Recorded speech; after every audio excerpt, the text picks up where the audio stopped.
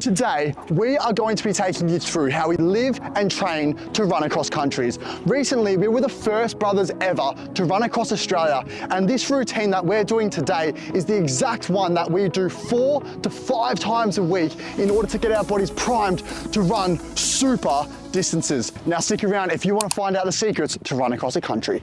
Morning, how you doing? Could I please get 2 iced long blacks? Let's get caffeinated. Thank you. Thank you. Beautiful. Thank you. What have we got here? We have got ourselves 2 iced long blacks, AKA rocket fuel. I like to say, once you go black, you never go back. Oh, you didn't just say that. Wowee, how nice is this? Melbourne has produced the goods today. The plan today is to run 7.5 Ks up that way and then 7.5 Ks back. So 15 kilometers total at a pretty good pace, mixing up between sand running and running on the footpath as well. We have not even started running. There is no way this is. Oh, long black scored straight through me. On that note, I want to hear what everyone's favorite go-to coffee order is. If you're not going long black, seriously, I don't know what you're doing. We used to go the oat latte, but that shit just makes your stomach feel absolutely queasy. When you're going to run 15 Ks, that's going to send you straight back to the bathroom, as Steffi would know. To be honest, I absolutely hate sand running, but when we ran across Australia, we had to run on a lot of sand, a lot of gravel, a lot of dirt, all different types of surfaces, so we got to get used to it. On that note, let's get to it. 3, 2, and 1.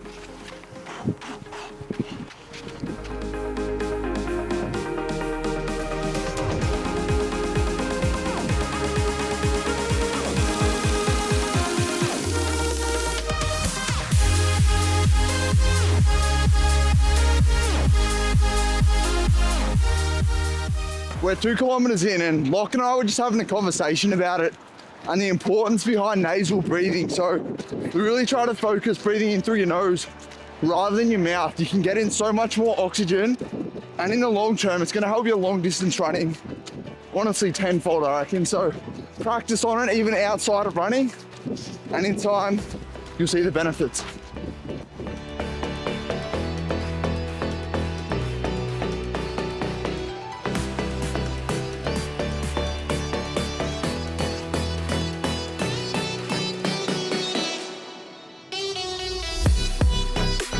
When you're training to run across countries, it's certainly not about how fast you go. So with these type of runs, we aim between 5.5 to 7 minute pace.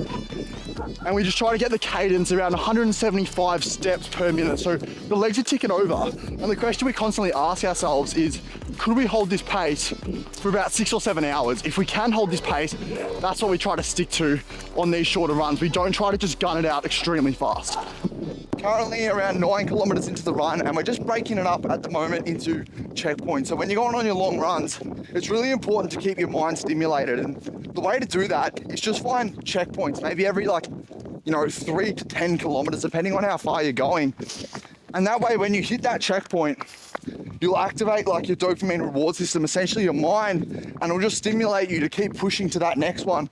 So for us around Australia, every checkpoint we broke it up and we had different fuel. So first checkpoint, coffee, second checkpoint, Rice Krispies, third checkpoint, chicken and rice. We ended up finishing the run in really good time. The body was feeling amazing. And as you can see here, that is the finishing line just up there. Run is over, and what is absolutely essential is that you get in a cold plunge every single day. Now, it doesn't have to be the ocean. We're gonna get in the ocean today anyway. It's freezing right now in Melbourne, but if you get in an ice bath, even a cold shower every single day, this is going to increase your mental toughness so much, whilst also helping you recover. So let's dip in. We're gonna stay in this for 5 minutes. Woo!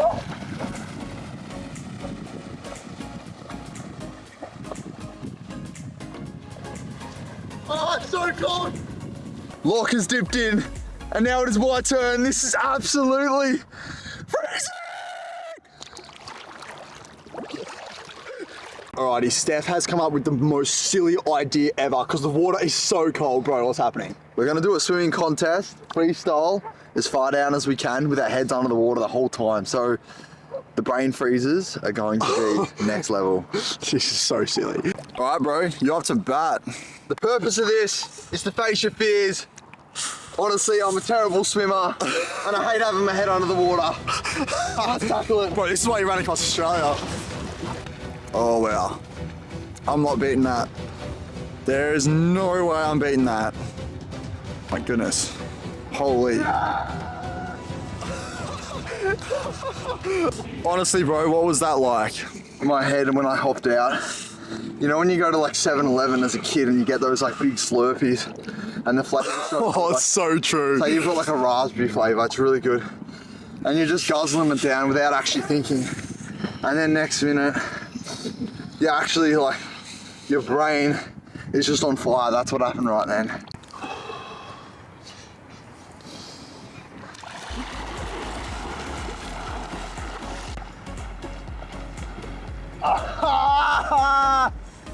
I definitely had that in the bag, I think. No way, I had that. Comment down below, Lockie or Steph, who won that? I think I had it. Far out, brain is on absolute ice cubes right now. Hey bro, when you ran across Australia with a broken foot, what was more harder, mental or physical challenge? Definitely mental challenge, and that's why we're out in the cold water today, because that's putting the mind to test, particularly winter in Melbourne. Cold water therapy, it's so mentally enduring, so that's why we're out here. So make sure you're challenging yourself with anything such as cold water, a run, whatever it is, just build that mind. Steph is walking right now like he has a stick up his bottom. What is going on, bro? I've got bad chafing. Have finally arrived home, absolutely starving after a 15-kilometer run and dip into the beach. We literally have not eaten in, I think, 14 or 15 hours, so this feed is going to be absolutely marvelous.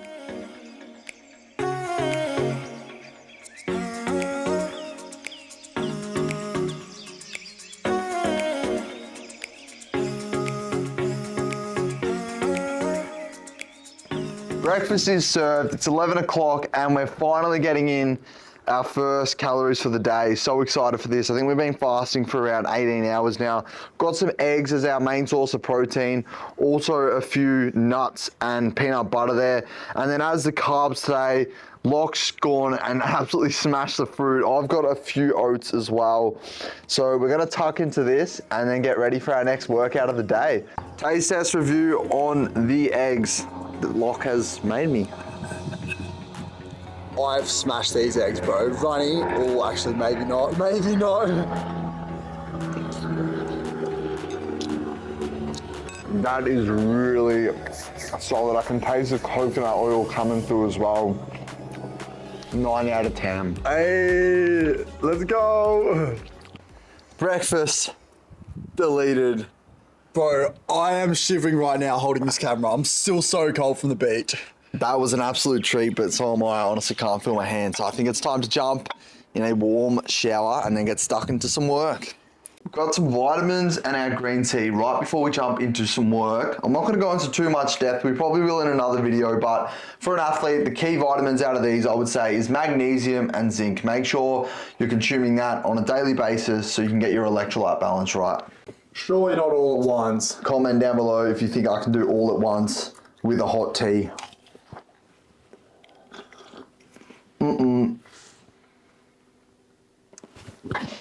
Oh, no, I didn't. We are about to get in our second workout of the day. Now, if you want to be an athlete, it's really important to fuel around your workouts, but unfortunately, we have no good food at home, so we have to hit up the shops before we get that second workout in. Pro tip, when you are shopping, make sure you do 95% of your shopping around the outside of the store, because this is where you have all your whole foods. If you can't find it in the environment, you probably shouldn't be eating it. For example, you can find an apple, but you're probably not going to find a hot dog. Are you sure about that? I'm pretty sure. I get everyone in the comments, if you are still watching, to comment worst outfit ever, because Locke, that is terrible. Come on, it's not that bad. So what you want to make sure you also get is a lot of ice cream. I'm just playing with you. We don't have ice cream. I think half this stuff is not even actually ice cream. I don't know what it is. But yeah, just whole foods. That's all we eat. Probably like 13 to 14 ingredients in our diet. So simple. But that's what you need to do when you're running across countries. Once again, the bigger brother is paying for the groceries, over $100. Inflation right now is ridiculous, so please make sure you like, you comment, you share this video so we can afford this lifestyle and keep raising money for cancer research. Otherwise, we're gonna be bankrupt. You're gonna get hit by a car. Oh. We've got our pre-workout meal, Rice Krispies with some PB2 jam and banana. This is going to be absolutely phenomenal, but it's much needed fuel for this workout, so let's tuck in. Okay, we are about to slap a huge workout. This workout is very specific to what we do, which is ultra endurance running. And as you can see a question mark right here, we're gonna reveal the exercise that allows you to run across countries at the end of this sick gym session.